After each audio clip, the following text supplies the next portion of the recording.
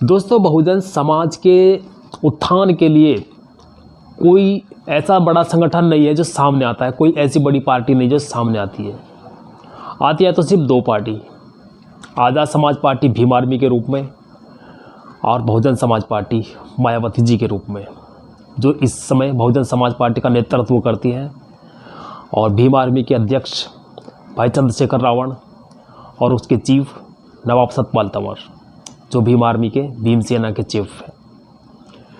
जी हाँ दोस्तों, मैं हूँ आपका दोस्त। आज हम बात करेंगे इन तीनों लीडर्स के बारे में जो बहुजन समाज के लिए बहुत बड़ी मुहिम है और बहुत बड़ी एक ऐसी ताकत है जो हर बहुजन के अंदर एक आग फूंक देती है कि हाँ, हम अपने हक अधिकार के लिए कुछ भी कर सकते हैं, लड़ सकते हैं, मर सकते हैं।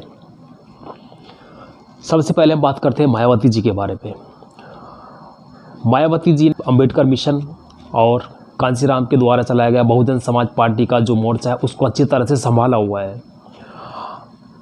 आज भले ही उनकी सत्ता यूपी के अंदर ना हो, लेकिन यूपी का एक दौर, एक समय एक ऐसा भी रहा है जब मायावती जब वहाँ पर सीएम रही तो वह जब जिस थाने में जिस भी कार्यालय में वो कदम रख देती थी, वहाँ के अधिकारी थर थर काँपते थे।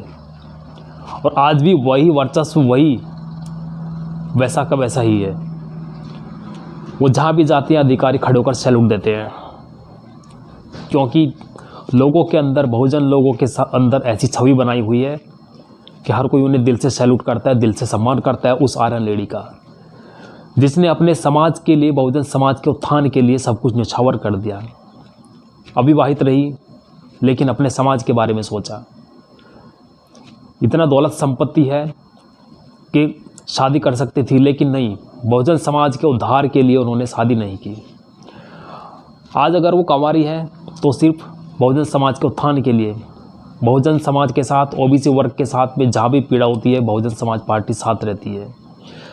और यही नहीं, बहुजन समाज पार्टी का जब शासन यूपी के अंदर रहता था तो गुंडागर्दी को बिल्कुल ख़त्म कर दिया था। और आज का समय आप देख लो, 2022 चल रहा है, गुंडागर्दी किस तरीके से व्याप्त है, बहुजन समाज के साथ कितना पीड़ाजनक केस हो जाते हैं, उनकी बहन बेटियों के साथ दरिंदगी होती है, बहन बेटियों को मार दिया जाता है, बच्चों को पानी पीने के ऊपर मारा जाता है, बच्चों की हत्या तक हो जाती है। ऐसे मामले होते हैं और उनको दबा दिया जाता है। इन मामलों के ऊपर अगर भीम आर्मी, आज़ाद समाज पार्टी भी काम करती है और उसमें जो पीड़ित परिवार है उसको न्याय दिलाने के लिए सामने आएंगे तो उनके खिलाफ प्रशासन के द्वारा कड़ी कार्रवाई की जाती है। बहुजन समाज के लोगों को भीम आर्मी के साथ, आज़ाद समाज पार्टी के साथ नहीं मिलने दिया जाता। आखिर क्यों? भाई चंद्रशेखर रावण भी और नवाब सतपाल तंवर, ये दोनों मिलकर भीम आर्मी को सपोर्ट करते हैं, उसका नेतृत्व करते हैं। आज समाज में चाहे कोई भी वर्ग हो, चाहे किसी भी स्टेट में, किसी भी कोने में, जहाँ पे भी बहुजन समाज के साथ में प्रताड़ना होती है, वहाँ पर भीम आर्मी ज़रूर पहुँचती है। ये भीम आर्मी की बात हो रही है, इसके बारे में थोड़ा अभी बात करेंगे। पहले हम बहुजन समाज पार्टी के बारे में बात करते हैं। बहुजन समाज पार्टी मान्यवर कांशीराम द्वारा स्थापित किया गया वो संगठन था जो बहुजन की आवाज़ को दूर दूर तक पहुंचाता था और बहुजन की आवाज़ को बुलंद करने के लिए काम करता था। और आज भी बहुजन समाज पार्टी एक ऐसा संगठन है जो पूरे भारत के अंदर काम करता है।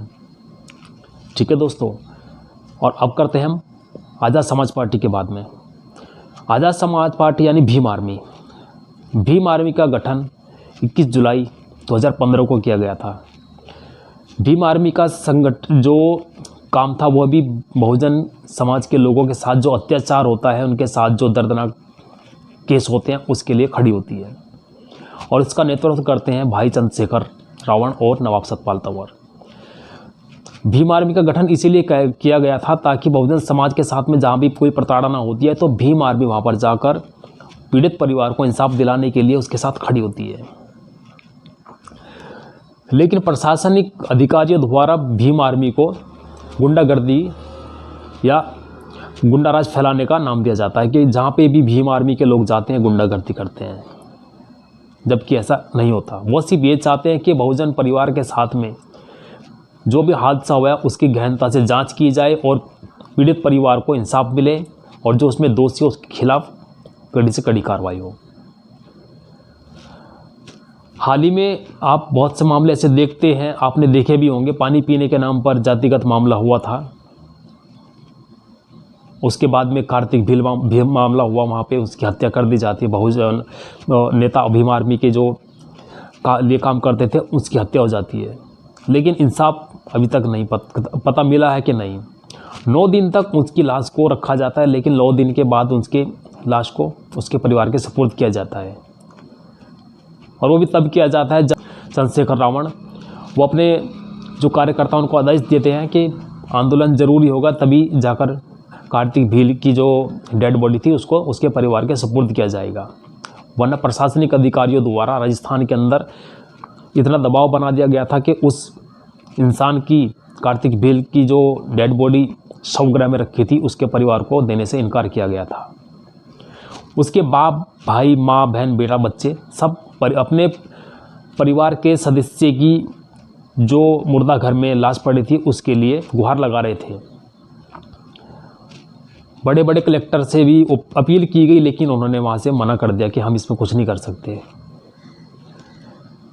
क्या बड़े बड़े अधिकारियों को यही आदेश दिए जाते हैं कि किसी के परिवार के साथ में अगर कोई दुर्घटना घट जाती है, अगर वो सपोज उसकी मृत्यु हो जाती है, तो उसके परिवार को उसका दाह संस्कार करने का अधिकार ना दिया जाए? मैं बड़े से बड़े हर अधिकारी को ये सवाल करना चाहूँगा कि आप सबको कैसे अधिकार मिल जाता है कि आप किसी के परिवार को उसके परिजन की जो डेड बॉडी है उसको देने का अधिकार कौन देता है? हर इंसान को, सभी को अधिकार है कि अपने परिवार के जो सदस्य की मौत हो जाती है उसको दाह संस्कार करने का हक मिलता है। लेकिन ऐसा कौन कहता है कि उसका दाह संस्कार करने के लिए उसकी डेड बॉडी ना दी जाए, उसको 9 दिन तक शवगृह में रखा जाए? और शव भी तब दिया जाता है जब उसके खिलाफ आंदोलन होता है। तो भीम आर्मी इसीलिए काम करती है कि पीड़ित परिवारों को इंसाफ मिले। बहुत ऐसे केस घटे हैं, यही नहीं, ऐसे बहुत सारे केस ऐसे घट जाते हैं। देहरादून के अंदर भी एक ऐसा ही मामला घटा था हमारे यहाँ। वहाँ पे भी एक लड़की को मार दिया गया था, तो वहाँ पे भी भीम आर्मी ने ही उस परिवार को सांत्वना दी थी, उस परिवार को इंसाफ दिलाया था। हर्रावाला के अंदर उत्तराखंड में वो केस घटा था, मामला बहुत प्रकाश में आया था। वहाँ पे भी भीम आर्मी को वहाँ पे आने से रोका जा रहा था। भीम आर्मी के जो कार्यकर्ता हर स्टेट से, उत्तराखंड से, यूपी से आ रहे थे, उनको वहाँ पे रोका गया। आखिर क्यों? भीम आर्मी क्या गलत करती है? मैं आप लोगों से भी सवाल करना चाहूँगा, सभी दोस्तों से, क्या भीम आर्मी गलत करती है? क्या बहुजन समाज पार्टी गलत करती है कि ओबीसी, मुस्लिम, एसटी, एससी लोगों के साथ जो प्रताड़ना होती है उसके खिलाफ अगर आवाज़ उठाते हैं, क्या वो गलत करती है? मैं आपसे जवाब चाहूँगा दोस्तों। आप मेरी वीडियोस को देखकर अपनी प्रतिक्रिया कमेंट के ज़रिए ज़रूर दिया करो कि इसमें क्या सही बोला है, क्या गलत बोला है। ठीक है दोस्तों, बस आपसे ये अपील करता हूँ कि मेरी वीडियोस को अगर आप देखते हो उस पर प्रतिक्रिया ज़रूर कर दिया करो, क्योंकि आप लोगों की प्रतिक्रिया के ऊपर ही हमें हौसला मिलता है कि हम समाज में जो घटनाएं घटती हैं उनके बारे में, और हम समाज में जो भी चीज़ें चल रही है, देश के अंदर जो भी चीज़ें चल रही हैं, उनको आप लोगों के सामने लेकर आएँ। आप लोगों से हिम्मत मिलती है।